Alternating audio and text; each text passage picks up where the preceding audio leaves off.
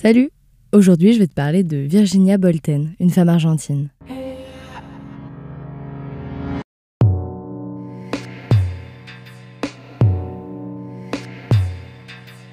Je ne suis pas un homme. Je n'ai pas d'idées politiques. Je n'ai pas d'avis.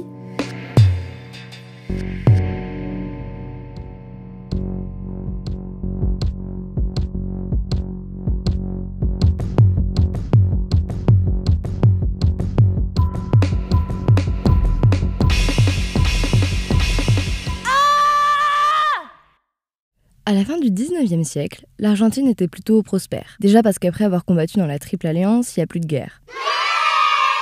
Ensuite, le pays essaye et arrive à s'intégrer petit à petit dans l'économie mondiale, mais surtout parce qu'il connaît une importante arrivée d'immigrés européens et européennes. Près de 3 millions. C'est un gros changement social et économique pour le pays. En fait, le gouvernement a vu tous ces étrangers européens arriver et il était super content. Il a même fait des lois pour faciliter leurs intégrations. Mais quand il s'est rendu compte que ces gens ne représentaient déjà plus le progrès, mais au contraire une menace pour l'ordre établi, il a eu un peu peur. Au lieu d'être des citoyens et citoyennes dociles, ces immigrés ont apporté des idées nouvelles comme le socialisme ou l'anarchisme, ce qui a favorisé la création de syndicats et relancé des mouvements de révolte. C'est pour ça qu'en 1902, une loi de résidence fut votée pour expulser les étrangers qui avaient des activités politiques et principalement se syndicaliser. Je t'en reparlerai.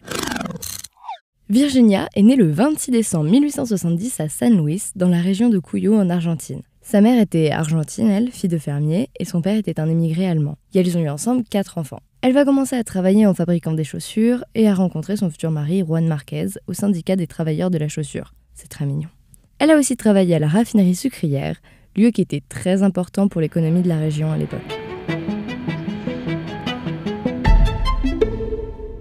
Elle vit à Rosario, c'est la 3e plus grande ville du pays. Une ville qu'on surnommait la Barcelone argentine, parce qu'il y avait beaucoup de foyers d'idées radicales. Elle fréquente aussi beaucoup de cafés où se réunissent anarchistes et socialistes français, italiens, espagnols ou autrichiens, et devient elle-même très engagée. Elle sera une des éditrices de El Obrero Panadero de Rosario, donc un des premiers journaux anarchistes argentins, qui se traduit par l'ouvrier boulanger de Rosario. En 1889, elle organise ce qui était sûrement la première grève des travailleuses en Argentine, la grève des couturières de Rosario.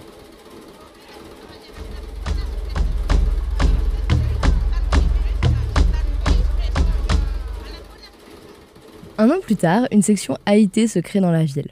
Pour rappel, l'AIT, Association internationale des travailleurs, démarre en 1964 à Londres et avait en gros le but de coordonner les projets ouvriers de différents pays en même temps, pour frapper fort et partout. Suite au massacre d'Haymarket, dans plusieurs pays, le 1er mai commence à être la journée de lutte ouvrière. Donc, petit rappel d'Haymarket, le 1er mai 1886 à Chicago, il y a une grosse grève pour réclamer la journée de 8 heures. La police charge et fait un mort. Le 4 mai, il y a un rassemblement contre la violence policière qui était pacifiste, mais à la fin, quand la foule se disperse, une bombe explose du côté de la police. Donc les flics commencent à tirer, c'est un peu le bordel, des anarchistes furent arrêtés et condamnés à mort injustement. Je dis injustement parce que c'était pas du tout eux qui avaient lancé cette bombe, et c'est pour cette raison que le 1er mai devient symbolique. Du coup, en 1889, Virginia et ses amis décident d'organiser une manifestation. La veille, elle est arrêtée pour avoir distribué de la propagande libertaire devant des usines, et je cite: attenter l'ordre social existant. Mais elle est bien présente le lendemain, elle marche en tête et elle tient fièrement un drapeau où il est écrit 1er mai, fraternité universelle. Elle va ensuite prendre la parole et dénoncer la violence institutionnelle contre la classe ouvrière. C'était la première femme qui prenait la parole devant des ouvriers. Elle a milité dans plusieurs villes du pays, faisant des discours anarchistes et insistant sur la condition de la femme travailleuse.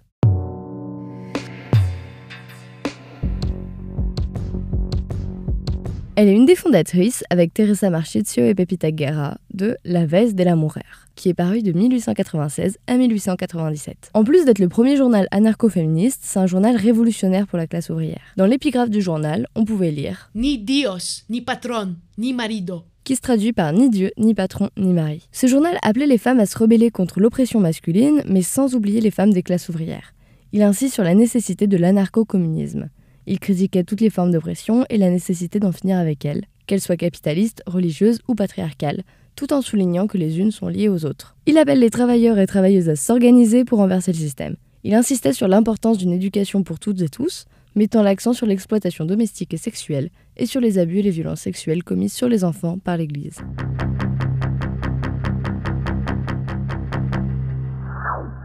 La majorité, si ce n'est toutes, des femmes présentes dans la parution du journal étaient partisanes de l'amour libre. Donc pour rappel, ce terme ne signifie pas avoir une sexualité intense avec beaucoup de partenaires, mais plutôt qu'une relation entre deux personnes consentantes ne devrait pas obtenir l'aval d'institutions pour être reconnu. En d'autres termes, le mariage, qu'il soit civil ou religieux, devrait être aboli. Par contre, parce que tout n'est pas rose, on parle de femmes super badass qui ont abordé des sujets très importants et nouveaux, mais elles avaient tout de même des idées conservatrices. Déjà, pour changer l'image des prostituées très infantilisantes, elles sont vraiment vues comme des victimes n'ayant pas ou peu de connaissances sur leur situation. Et le schéma traditionnel de la famille est évident pour elles, la maternité est valorisée, et les questions d'homosexualité ou de transidentité ne sont, à ma connaissance en tout cas, jamais abordées. Les rédactrices ne se définissaient pas comme féministes. Ce mot n'était même jamais cité parce qu'à l'époque, dans beaucoup d'endroits du globe, le féminisme était une activité de bourgeoises, seulement soucieuse d'obtenir le droit de vote. Les anarchistes ne croyant pas au vote, cela ne les intéressait pas. En tout cas, la veste des Lamourère annonçait fièrement la chute du patriarcat. Mais il faut, messieurs les vautours, vous qui vous prétendez anarchistes, mais qui l'êtes autant que nous sommes nonnes, que vous sachiez une bonne fois pour toutes que ce que vous considérez comme votre machine à plaisir, ce beau corps que vous corrompez, souffre aussi des maux de l'humanité et en a assez de n'être rien comparé à vous.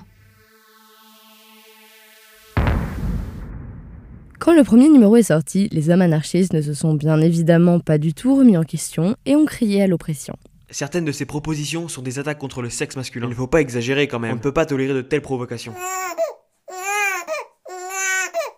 En réponse à ces plaintes, une des rédactrices de la revue écrivit dans le deuxième numéro « Quand nous, femmes, ignorantes et indignes d'intérêt, avons pris l'initiative de publier La Voz de la Mujer, nous le soupçonnions déjà. Ah, vautours, nous savions que vous accueilleriez notre initiative avec le mépris qui caractérise votre façon de penser. Mais sachez que, nous aussi, femmes incultes, nous pouvons prendre des initiatives et que celles-ci sont le fruit de notre esprit. Car, le saviez-vous, messieurs ?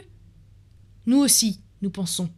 C'en est fini de vous entendre clamer anarchie et liberté pendant que les femmes font le ménage. » Dans le quatrième numéro, Pepita Guerra s'adresse aux femmes bourgeoises. Et sachez que c'est en détruisant que nous parviendrons à faire s'effondrer ce monde d'exploitation. Elles appelaient à la lutte et à l'action directe. Malheureusement, la revue s'est arrêtée rapidement, principalement par manque d'argent et aussi parce qu'elle s'adressait plus aux femmes, enfin en tout cas les hommes ne voulaient pas le lire, et les femmes étaient plus souvent analphabètes à l'époque. Mais même en ayant une durée de vie courte, il a été révélateur et a ouvert la voie à d'autres mouvements féminins argentins. La plupart des numéros sont à présent déposés à l'Institut international d'histoire sociale à Amsterdam.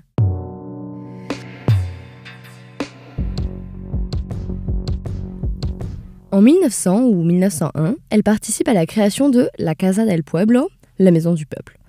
Là-bas, on parle politique, on débat, on rit, on fait de la musique ou du théâtre, on récite des poèmes, et il y a même une bibliothèque. En octobre 1901, devant la raffinerie de sucre, il y a une grève où elle sera présente et arrêtée pour avoir distribué des tracts. Cette grève, organisée par le syndicat de la raffinerie, a été déclenchée à la suite d'une menace de licenciement.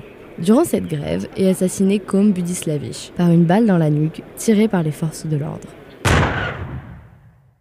C'est la première victime de la répression contre les mouvements ouvriers en Argentine. Le 1er mai 1902, elle est l'une des principales oratrices à Montevideo, en Uruguay, et en profite pour dénoncer la situation sociale en Argentine. L'année suivante, suite aux lois Ley de Residencia, que je t'ai déjà mentionné tout à l'heure, qui visait à expulser tous les immigrés syndicalistes et socialistes, beaucoup d'anarchistes sont contraints de rentrer chez eux. C'est important de savoir ça pour comprendre la répression qu'il y a eu en Argentine. En 1904, elle est forcée de déménager à Buenos Aires et entre au comité de grève féminin organisé par la Fédération Obrera Argentina. La Federación Obrera Argentina a vu le jour en mai 1901 et une organisation anarcho-communiste et non pas anarcho-syndicaliste. Je vais t'en parler un petit peu parce que je trouve ça très intéressant. À sa création, il y avait un peu plus de 9000 membres, beaucoup d'anarchistes et un peu de socialistes. Un an plus tard, les divergences entre ces deux courants de pensée firent que les anarchistes restèrent dans la FOA et les socialistes non. En 1904, elle s'est ensuite nommée Federación Obrera Regional Argentina, Fédération ouvrière régionale argentine. Le mot régional a été ajouté pour montrer que le Congrès n'acceptait pas la division politique du globe et estime qu'une nation n'est qu'une région du monde. Le 5e Congrès, en 1905, affirme la direction que veut prendre l'organisation. Le communisme libertaire. La grande différence entre l'anarcho-communisme et l'anarchie-collectivisme est la question économique. Ça reste encore maintenant un courant de pensée dominant dans les milieux anarchistes. Une femme qui le résume bien a été prononcée par Carlo Cafiero. Nous voulons la liberté, c'est-à-dire l'anarchie, et nous voulons l'égalité, c'est-à-dire le communisme.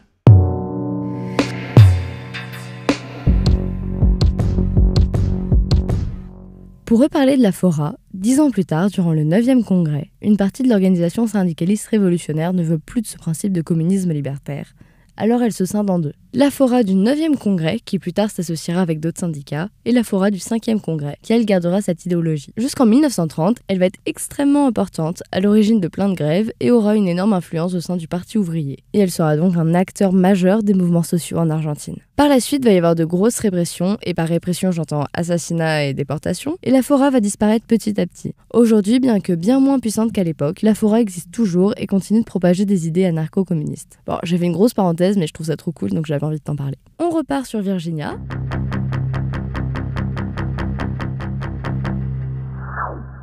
En 1905, une autre grosse répression ouvrière va être mise en place suite au coup d'État raté d'Hipólito Yrigoyen. Les militants et militantes anarchistes sont très souvent condamnés ou expulsés. Virginia et son compagnon, donc Juan Marquez du syndicat des travailleurs de la chaussure, très mignon encore une fois, sont expulsés en Uruguay.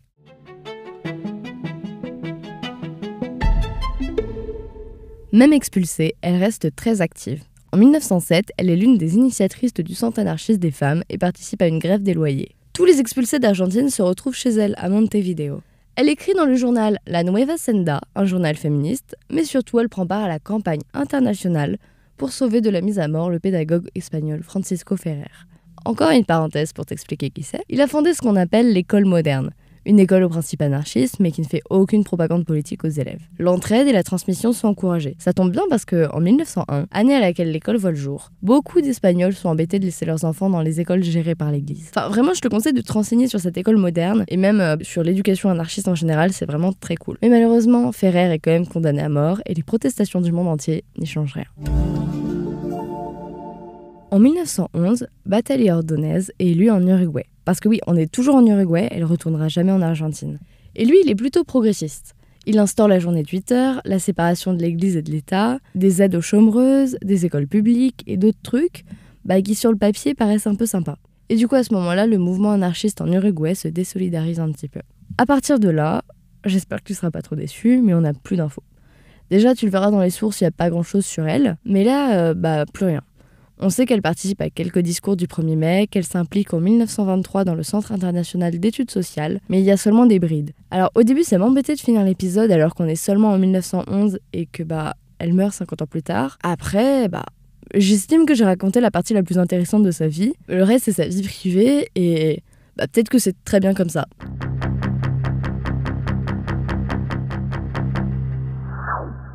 Donc c'est la fin de l'épisode sur Virginia Bolten.